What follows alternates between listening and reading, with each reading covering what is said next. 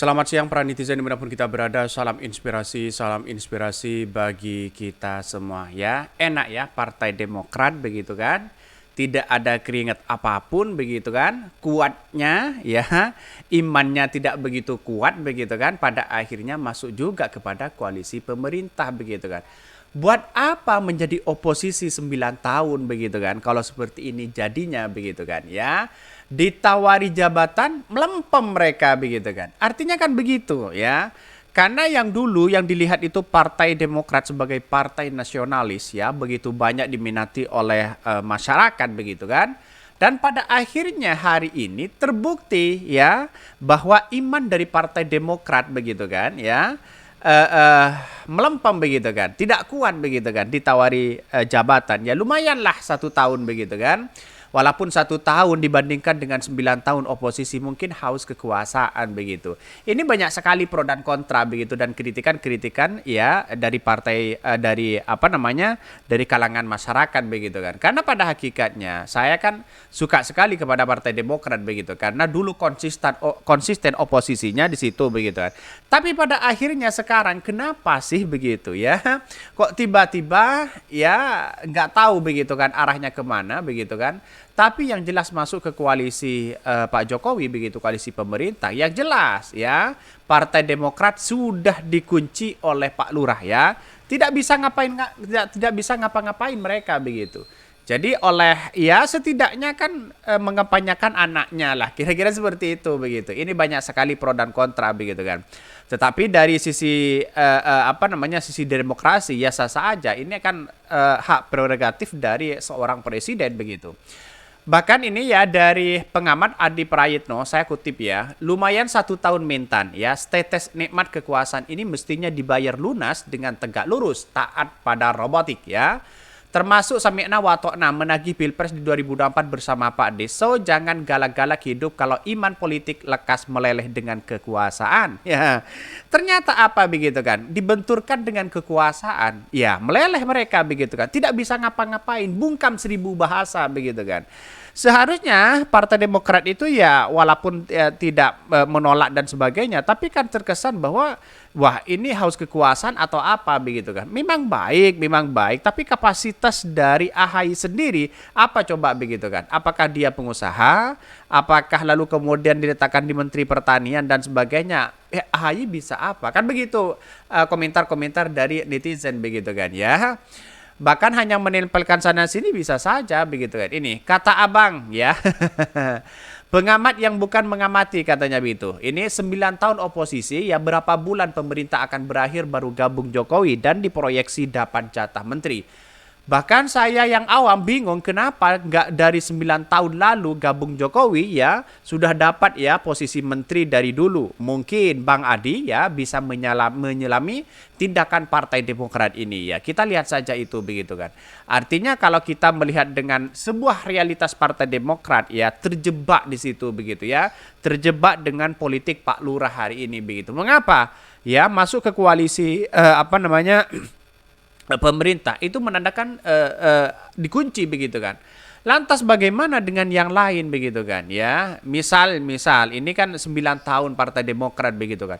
Kalau toh pada hakikatnya ya meleleh terhadap terhadap politik begitu kan ya. Godaan-godaan di situ begitu. Kenapa tidak dari 9 tahun yang lalu begitu kan ya. Toh pada hakikatnya seperti ini begitu kan. Diibaratkan begitu kan ya, mau menikah ya seorang perawan, tiba-tiba begitu di akhir itu begitu kan ya, tiba-tiba dapat janda begitu kan. Kan begitu logikanya begitu. Jadi artinya apa? Artinya selama ini melihat dengan kacamata politik begitu kan ya, yang diuntungkan itu pasti Jokowi bukan Partai Demokratnya begitu. Partai Demokrat di masyarakat apakah dia dicap sebagai orang yang kemudian tidak tidak konsisten begitu kan ya. Ini AHY diduga kuat jadi mentan Jokowi ngangguk begitu ya saat ditanya Demokrat masuk di kabinet ya. Gimana nasib dari PDIP begitu nanti begitu ya. Ini Presiden Joko Widodo atau Jokowi mengungkapkan isi pertemuannya dengan Ketua Umum Partai Demokrat Agus Harimurti Yudhoyono ya di Istana Kepresidenan. Menurut Jokowi pertemuan tersebut hanya sebatas silaturahmi biasa saja. Bahkan ya biasa dalam pertemuan silaturahmi kata dia begitu kan ya, kemudian saat ditanya lebih lanjut apa ya saja yang dibicarakan dengan anak Presiden ke-6 Susilo Bambang Yudhoyono ya, Jokowi tidak menjelaskan secara gamblang. Berbicara hal-hal yang biasa saja, kita bicarakan ketemu dengan partai. Lebih lanjut ketika ditanya apakah sinyal Partai Demokrat akhirnya berlabuh ke Kabinet Indonesia Maju, Jokowi tidak menjawab sepatah-kata pun ya.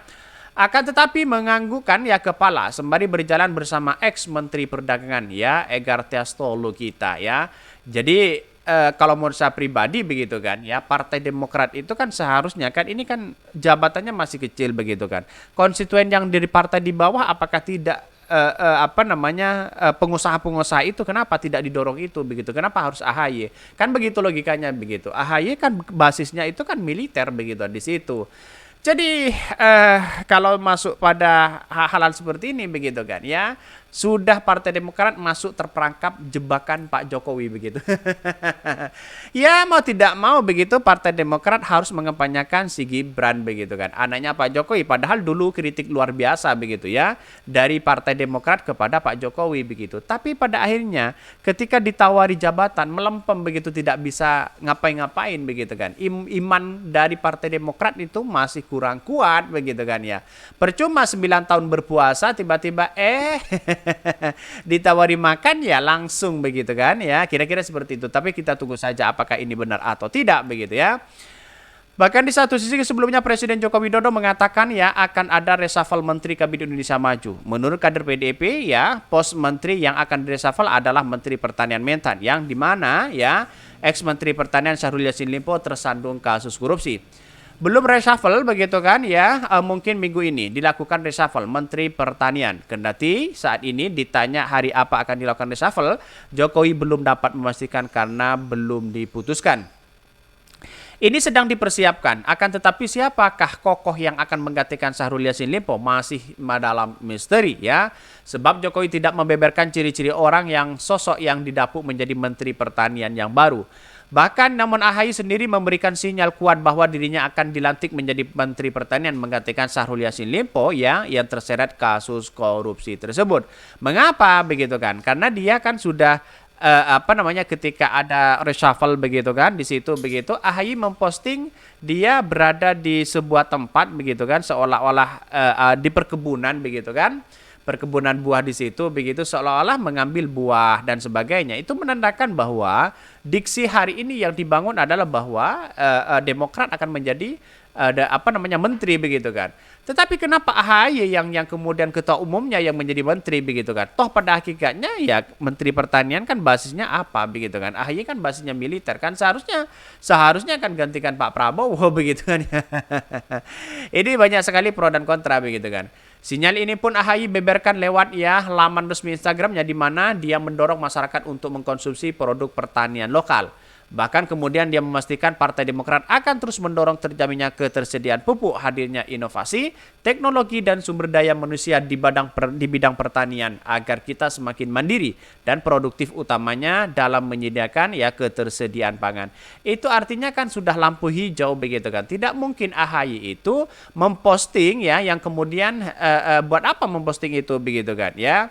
Kalau ini kan tujuannya mungkin bisa saja begitu kan, sudah terpilih begitu kan, sudah dituju sebenarnya, tapi masih menunggu dengan reshuffle ini begitu. Apakah seperti itu begitu? Ya kita tunggu saja nasib bangsa kita itu begitu kan ya. Karena di masyarakat itu yang paling diandalkan itu adalah Partai Demokrat begitu, konstituen mereka begitu. Ya sekarang sudah masuk ke koalisi Pak Jokowi, jebakannya luar biasa begitu ya.